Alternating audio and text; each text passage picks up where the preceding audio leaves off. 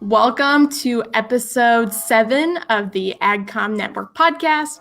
I'm your host, Kelsey Litchfield from the University of Illinois College of Aces campus, and you can hear the chimes maybe behind me striking the top of the hour.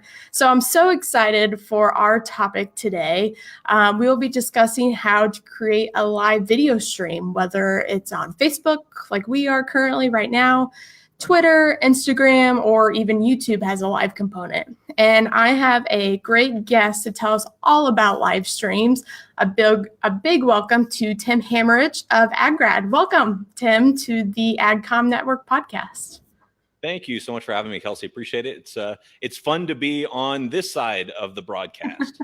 Yes, we were just talking before we went live that me as the host, I have a lot of controls on my side, and then Tim also hosts a live stream, and he's talking about how different it is to be on the other side of it. So I think we'll have a lot of fun today. And I know I've been kind of previewing this. You have a special announcement that you'll be sharing with us today, but that'll be towards the later end of the podcast. We have some things I want to talk about first. So, Tim, first tell us a little bit about yourself and a brief summarization of what you do at AgGrad. Sure. My name is Tim Hammerich. I have a company called AgGrad that specializes in providing career resources for young professionals and recruitment for agribusinesses. And so we do a lot of, like you said, live streams. We do PDFs, ebooks, social media, blogs, podcasts, YouTube, the whole bit, to try to provide resources for early career professionals in agriculture. And then the way we kind of sustain ourselves is through recruitment services for agribusinesses. But I have been based in Austin, Texas. I'm a little bit transition. I have been based in Austin, but now we're moving to Boise, Idaho. So I'm currently in Wyoming and getting ready to make that transition. Well, that's the great thing about live stream is you can do it from almost anywhere as long as you have a good Wi-Fi connection, a webcam, and a lot of computers sometimes are, I know that you have maybe some Apple headphones on that have a built-in microphone. Those are all good options that you can do it from anywhere. And as long as you're kind of in a quiet environment so that people can hear you too. So that's great. So let's jump in right into our topic today. You created a live stream called AgGrad Nation. First, I want you to explain why did you decide to do a live stream on Facebook?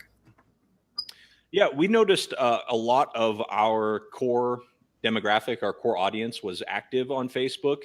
And what I'm sure a lot of folks paying attention to this know already is these platforms are really incentivizing you to create content on the platform. So they don't really want you just constantly linking away, linking to your website, linking to other platforms, linking to YouTube. They really want to incentivize you to create content, whether that's writing a long form post on Facebook, doing a live broadcast, or just tweeting. But the links can really hurt the reach you get. And so we were already brainstorming ways that we could kind of create native content that kept people on the platform, but still allowed us to provide value to our audience. And live video, although it was scary, I definitely have a face for radio. I decided that was really the way to go for us, to engage directly with our audience, but also to bring value in a way that the platforms were going to look at favorably. And I think, to me, live streaming can, and it still is relatively new. I mean, it's been a while, it's been around for a little bit, but it can still be a new concept for many people because, like you said, it is a little scary. And we'll talk about the anxiety maybe that comes around going live a little bit later. But how did you specifically get the idea for the show that you wanted to do besides just interacting with your audience? Yeah, it came from knowing that we needed to bring some sort of value that, most people are not going to set their calendar and tune in for a live broadcast unless they know how it's going to help them. And what we have found at AgGrad is that success stories, people who are relatable for other young professionals, but have overcome some sort of challenges or obstacles and kind of found success, do really well. And so we decided that we would profile those. And also the first couple of live streams I did just me alone. And I guess you said we'll get into the anxiety part, but trying to go at it alone and just push that go live button is a little bit nerve wracking. But if you can set an appointment for that live broadcast and have a guest and be committed to them, it's a lot easier just to kind of carry on a conversation rather than try to just solo lecture. Yes, that's really good to walk into kind of our next question. So briefly walk us through how you set up a live stream. Do you stream directly on Facebook, or do you use some kind of software? Which I already know the answer to this, but I kind of want you to explain it to our viewers. Yeah, we use the same software, which is called BeLive.tv. The reason for that is when I started doing AgGrad Live, the Facebook did not offer a way to conduct a remote interview. And I'm actually not even sure if they do now or not. So that was what initially drew me to BeLive, is because I could do a remote interview. In fact, as you mentioned earlier, you have controls, so it almost feels like a TV production studio, because you can do different vantage points. You can have the guest be solo. The host can be solo. You can split screen, and you can share your own screen as well. And so there's just a lot of extra tools that BeLive offers. It's pretty affordable from a software as a service price point, and it just kind of met my needs. And after trying to go at it alone on broadcast and then do interviews, I also have another podcast separate from AgGrad called Future of Agriculture. So I was just really comfortable in an interview format. And then it's kind of cool. Like, you're using the captions at the bottom of the screen. You can put people's comments up on the screen, which is really cool too. So those types of features drew me to BeLive. I think there's other setups that do similar things, but BeLive was just so user-friendly for me. I stuck with it.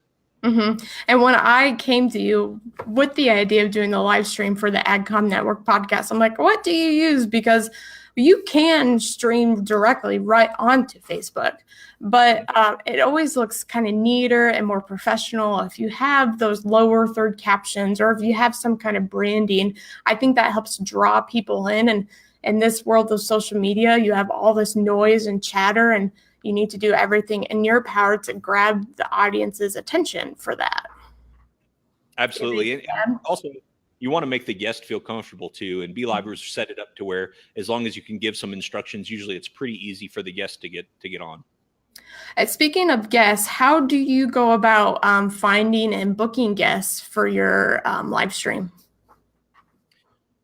Like I said, we focus on sort of success stories that are relatable. Okay. So typically it's somebody who is, earlier in their career, has had some success and has kind of a unique vantage point. For example, the one we did just yesterday was with a couple. She's newly graduated from veterinary school. He has worked ever since undergrad, and they got married, and they're kind of starting their career together. So we talked about things like balancing dual careers. How do you manage that in terms of like the job search process? Like, because you can only look at jobs in certain areas based on where your spouse is going to work and vice versa. So we just kind of talked about navigating that terrain. That's a unique vantage point, but I think one that's very relatable for our audience. And our audience tends to be people either right before graduation to maybe 5 years into their careers, sort of our sweet spot. Do you crowdsource your guests? Do you like go on to like social media, be like, hey, I have this idea for a live stream and I don't know who to contact? Or do you just find people that you know, or how do you go about doing that? Yeah, I did that once in January. I said, look, we're dedicating every week we're going to do a live broadcast. So I'm looking for guests. And I tweeted that out, and I had a lot of reception. In fact, I think I booked guests all the way through April from that one tweet in January. So that's good. And that's helpful because not everybody does want to be on a live broadcast.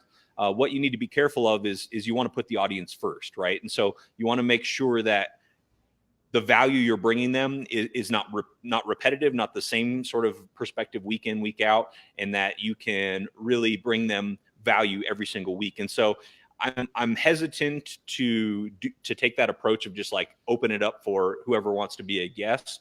In that case, I did, and it worked out, so I lucked out. But I think from now on, I'll probably just kind of start with a topic and say, hey, look, I'm looking for somebody to talk about balancing dual careers. Who do you know that's earlier in their career, they're both driven young professionals and married. And so I'll start with the topic and then find a guest that maybe fits that topic. And I think in a world such as agriculture, it's such a big network that you can always find someone that can speak to that topic of interest as an expert, or someone that's been in that kind of shoes of knowing what to talk about and give that expertise. So One of the other things I wanted to quickly talk about is I get questions of how often do I live stream? So for us, the AgCom Network podcast, we try to do 1 to 2 times a month, but there's a lot of factors that go into making that decision. So what would you tell someone if they ask you, I don't know how often to do a live stream? Sure. Yeah. I mean, kind of the sidestepping answer to that a little bit is however much you can bring additional value. Mm-hmm. So if you can bring new value that's not redundant and repetitive every single week, have at it every single week. I tend to go a little bit seasonally. So because some of our audience is in college, and because we're in agriculture and the summer is so busy, I'll do kind of a fall, I'll do every week. Spring, I'll do every week, and then the summer we'll kind of do as available. But yeah, I really think you need to think first about, okay, what is the transformation that my audience wants that I want to help them with? Meaning, what are they looking for, and how can I give that to them in the most efficient way possible? And maybe that's every week, maybe that's once a month, maybe it's every day, depending on what you're doing. It just kind of depends, but I think you need to put the audience first and the value first, and then the frequency and the guests will kind of follow. Mm-hmm. I agree. Every business, every person is different. So I think you answered that perfectly. So one of the things we talked about, one of the things we were talking about earlier was live television, and how live streaming can be like live television because it's intimidating. You have no do-overs, no editing. It's just what you see is what you get. So how do you overcome any anxiety that comes along with doing a live stream, whether it be you or whether it's trying to find a guest that's willing to go live? Yeah, I think first and foremost, that's one reason I love the interview format for live, is because it's very easy for me in my head, and then also to convey this to the guests that, hey, look, it's just you and I having a conversation. If people want to join in live, great. If they want to watch after the broadcast, great. But it's just you and I, having a conversation, and I think that helps the mentality of kind of getting over the fear of being live. The other thing is, if you're going to host a live show, it's your responsibility to make that guest comfortable. So leading up to it, providing plenty of instructions of exactly how things will happen, making sure that they know the procedure to getting on, making sure that you hop on there early with them to get them comfortable. All the things that you did here for me and do for other guests are really, really important, because you're kind of taking the lead and allowing them to be presented in their best light without having to do something that's totally uncomfortable for them. Right. And I will say our first episode of the AgCom Network podcast, Holly Spangler and I were on, and probably 5 minutes before the live stream, I was freaking out. Like, I go, what if something happens? What if, because you're relying on technology, you're relying on Wi-Fi. It's all these things are kind of out of your control, but you can do everything you can to prepare for. But like you said, you have to get comfortable with it. Now we are into our 7th episode, and it's getting a little easier. There's still some anxiety that comes with it, but like you were getting at, practice with it. Sometimes you can do test runs as well to do a live stream, or just do a small one, maybe on your personal Facebook page, something that gets you accustomed to what you're doing. And then once you hit go live and hit go broadcast, then I'd say 2 minutes in, then you kind of get comfortable with it, and gradually you can bring on guests and things like that. But I would hint to also start small and then gradually get bigger, because it can be a learning curve, but it's a fun learning curve to get to do live streams. Yeah, and I think one thing just to mention for anything like live streaming that can be a little bit scary is to really think through in detail what's the worst that could happen. And usually it's not that bad. And we talk about this with our kind of young professional community, like, hey, you're nervous about this job that you're up for it, or you're good enough, but like, let's think through this. What's the worst that can happen? And usually, in this case, it's all right, we have technical issues, or something happens and we have to cancel the broadcast. And if that's the worst that can happen, is it worth going for it? Yeah, I'd say it's probably worth it. Yeah. And people understand. They understand how technology is these days. I like to tell people I have a love-hate relationship with technology. I love it when it works, and I hate it when it doesn't. So yeah. You just gotta prepare as much as you can. And I know some people might be watching. We had a lot of problems with our last AgCom Network podcast live stream, but we did what we could do with it, and we still delivered some kind of podcast. So there's always a way around it. Tim, real quick, I do have one question from the audience. Ellie asks, do you script your live stream? So do you provide questions to the guests before the broadcast, or how do you go about doing that? I do provide questions. I actually, so this is a really good question. On my podcast, which is not recorded live, I do not provide questions. I provide kind of a direction I hope to go with the interview, because I want it to sort of take its, run its natural course a little bit. On the lives, I actually do provide questions, because I want to make sure that the guest is at ease and that they're comfortable knowing that I'm not there to throw them any curveballs, and they can just feel prepared. I think it allows them to be more natural on the show. Good question, Ellie. Thank you. Right. I agree. That's another part of making your guests comfortable, is what they can expect, especially if they've never ever done a live stream before. So you want to do everything in your power that you can make them to be comfortable. So kind of switching over, how do you build an audience following for the live stream? Do you have any tips or tricks trying to market the live stream?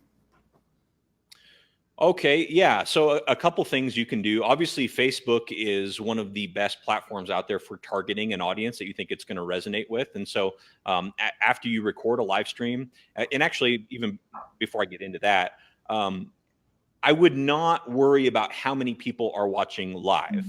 The reason is, I know for a fact some people are concerned that, oh no, what if I'm watching live and they know I'm there? What if they call me out? And it's a little bit uneasy just to view a live stream. And so what happens with AgGrad, and I'm sure you're seeing this too, is right after we go live, we see a big jump in views, because people know that it was live. They want to see the content, but they weren't wanting to hop on live for whatever reason, which is fine.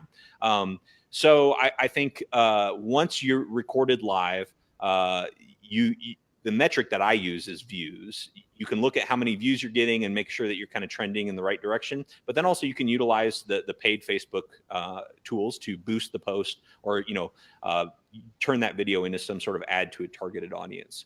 But I do want to mention that my perspective on audience has really changed to be one more of engagement. And I think especially when you're starting something new, be it a podcast, a live broadcast, a blog, if you've got a small number of super engaged people that are telling you, hey, look, this is really helpful, all you're missing then is consistency and longevity. Just keep going. So trying to growth hack your way from 10 people watching your live stream to 100 people watching your live stream at any cost is probably not the right approach. The right approach is to find out, okay, what's resonating with those 10 people that are really into it, and how can I double down on that and provide the consistency and longevity to actually grow this audience. And to me, I don't ever want to distract from the core fundamental that if your content is resonating with somebody, you're just missing the consistency and longevity. Although, some of these other tools are kind of fun to mess with.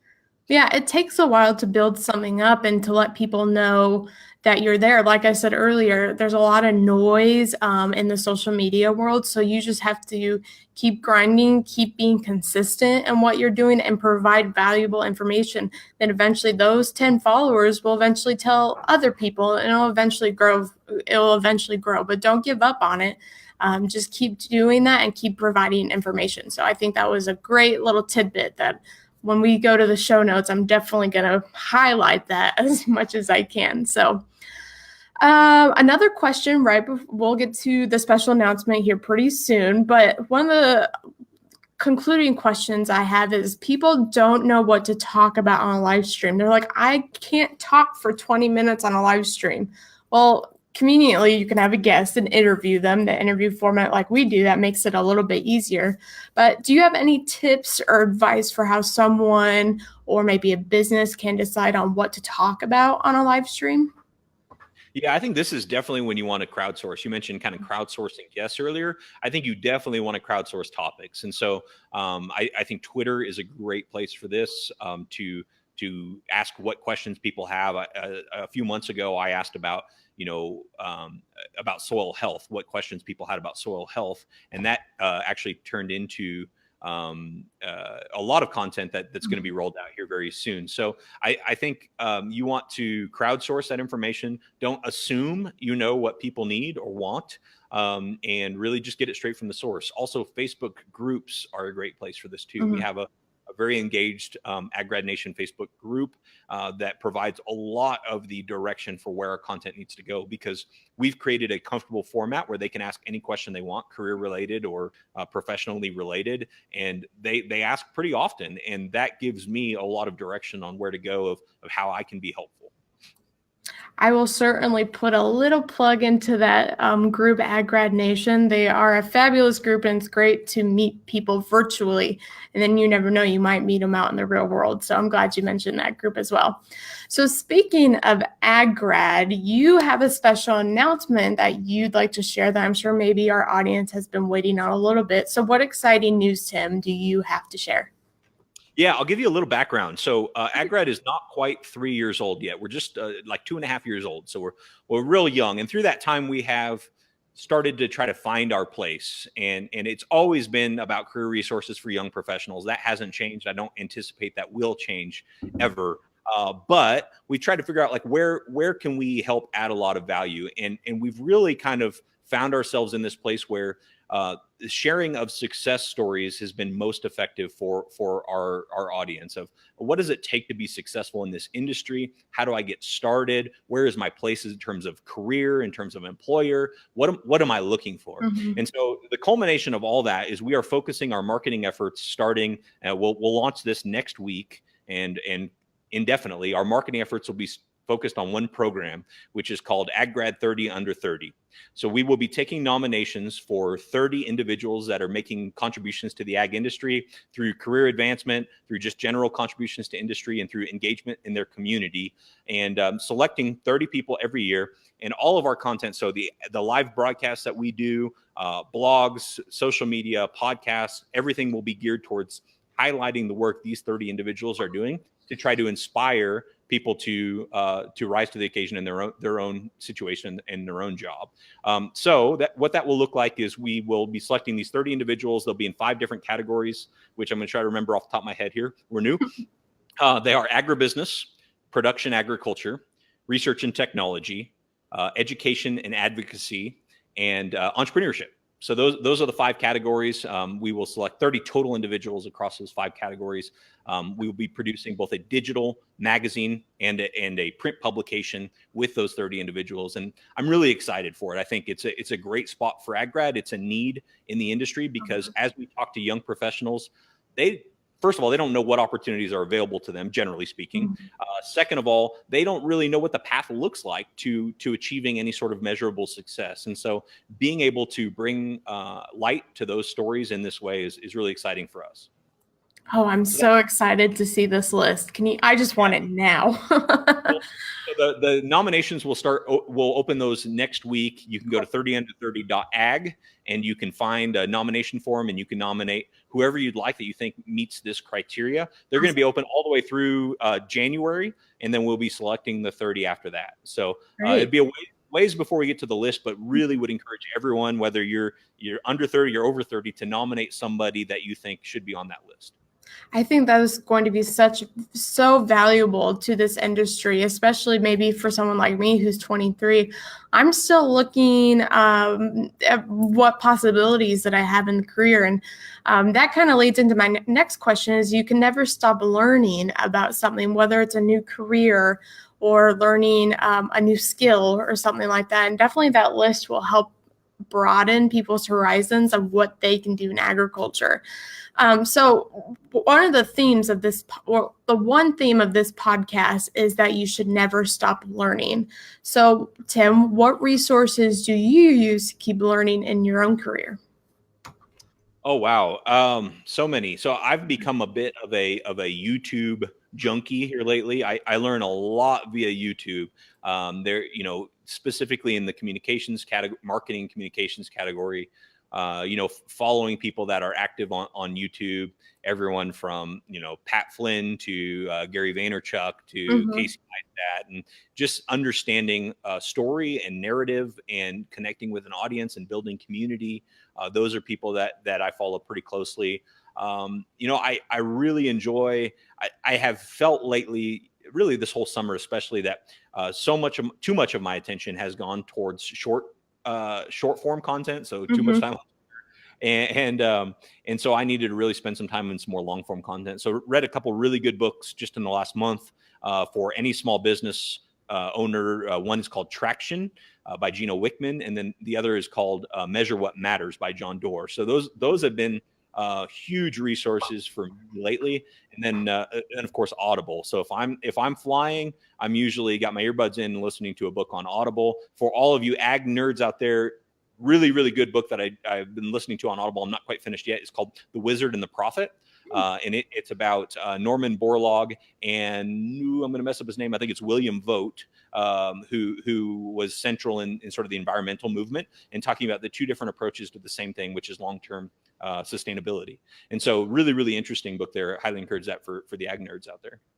Awesome. I love hearing people's responses to how they always keep learning, because they always have an answer. They realize how important it is to keep on learning. And for myself, I'm constantly listening to podcasts during the day. I was a book nerd when I was little, and then when I hit high school and college, I was being forced to read. So I didn't read so much back then, but now I've kind of hopped back on the train with these personal growth books to help me keep learning and keep being a better version of myself and a better ag communicator. So thank you for sharing those resources, and I'll be sure to look at them next time I'm at Barnes & Noble, which has turned into a frequent trip for me. So Tim, how can people get in touch with you? Do you have social media handles that you would like to share? Sure. I'm most active on Twitter, where it's just my name at Tim Hammerich, or on LinkedIn. Happy to connect with you there too. So those are the platforms where I'm most active. Would be happy to connect and chat further about any of these topics with anyone in your audience. Yes, thank you so much, Tim, for joining us today talking about live stream. So I was telling people, yes, we're going live about going live stream. So this was just a touch. We just brushed on the subject, and I know there's so many resources out there. If you're looking to start a live stream, you can contact Tim to get more information from me. You're always welcome to contact the AAEA Facebook page, and I'd be able to connect with you through there. And I hope people start realizing the value of live streaming and getting over the hump of maybe technology and giving that valuable input and knowledge to other people and sharing it with the social media world. So, Tim, is there anything else that you would like to add before we log off? Just thank you very much for giving me the chance to be on your show. It's been an honor, and I love being on this side of the mic. You've done a great job, Kelsey. Thank you. Well, thank you for sharing your knowledge so we could start this this live stream on AAEA. So thank you to everyone that viewed today. I think we got a lot of great viewers, and hopefully you got a lot of great information from this live stream. You can catch a recap of this episode on iTunes and SoundCloud. So again, I'm Kelsey Litchfield, and I hope all of you have a great day. And Tim, if you want to hold on a second, I'll go ahead and end the broadcast.